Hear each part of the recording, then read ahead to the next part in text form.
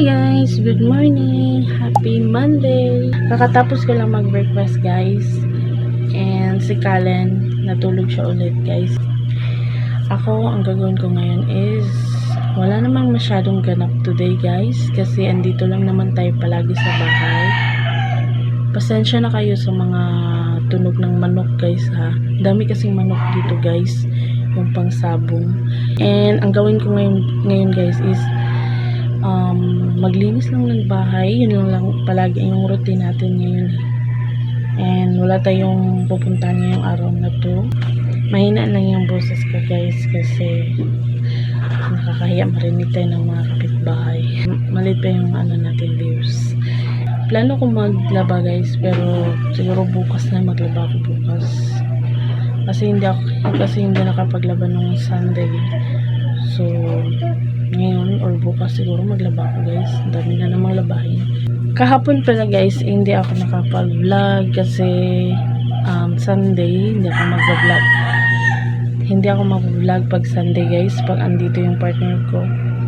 Nakakatamad guys mag-vlog. And kahapon may ganap kami kahapon nandito sa bahay. Naayos namin yung mga nandito sa gilid guys. Yan guys, yung kulay pink na yan nilagay yan ng partner ko. Yan. Tapos yung lagay ng mga ano dyan sa kusina guys is ginano namin, pinipid namin doon. Tapos yung lagay ng mga pinggan guys is nilagay naman dito malapit sa ref. Yan, kita nyo yan. Yan lang guys. Maglinis lang tayo ngayon guys ha. Yan naman talaga yung routine natin everyday. Si Shiny guys is kakain na siya ngayon. Ang ulam niya is hotdog. Yun ang niluto ko guys, hotdog. And yung inulam ko kanina is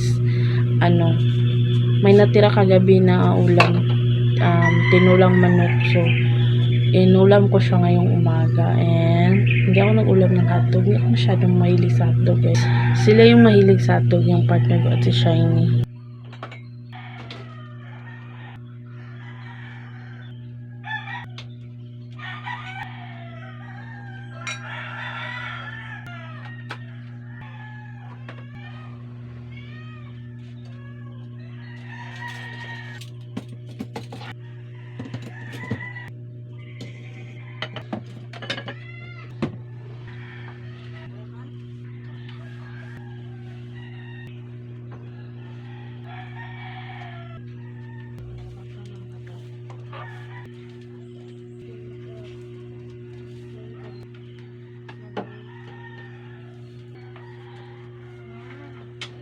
Guys, luto tayo ng lunch.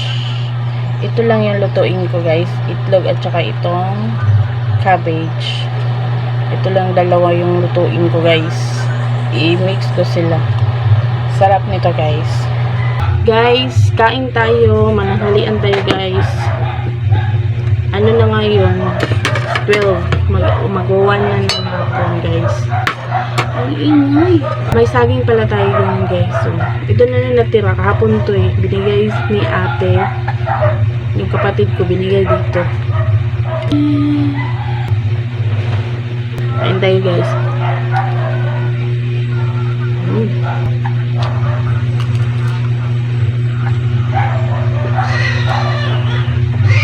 Guys, dumating na pala yung in-order ko from Shopee. Yes.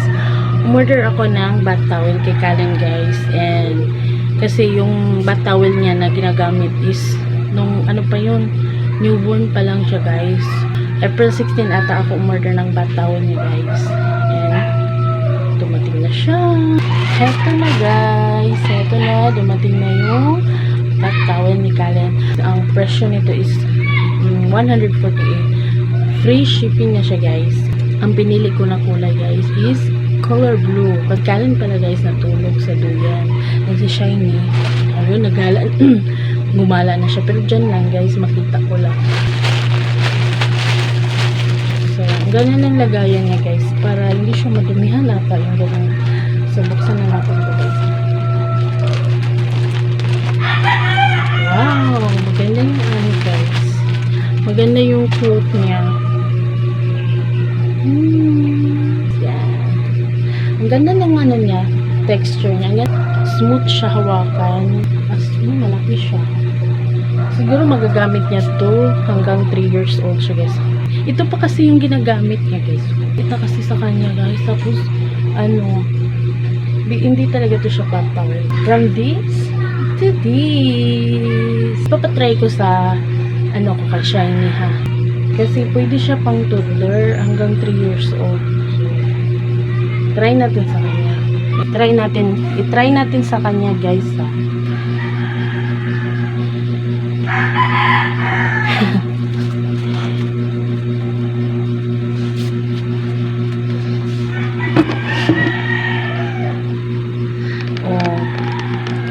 Pwede rin sa kanya, guys, kasi mataas siya. Kaya lang siya, guys, is di siya cash. Parang ganyan lang siya, oh. So, pang baby lang talaga ata to, guys. Tapos, pwede siya sa toddler pag hanggang 3 years old. Hanggang 3 years old lang, guys. Mag 6 years old na kasi siya. So, hindi siya pwede sa kanya. Ito pala yung mga pusa na pumupunta dito sa bahay, guys. So, ay, naku, na mga pusa na ito, guys. Yan. Hindi sa amin itong mga pusa na to, guys. Pumupunta lang talaga sila dito sa bahay. Yan. Naghihintay ng pagkain.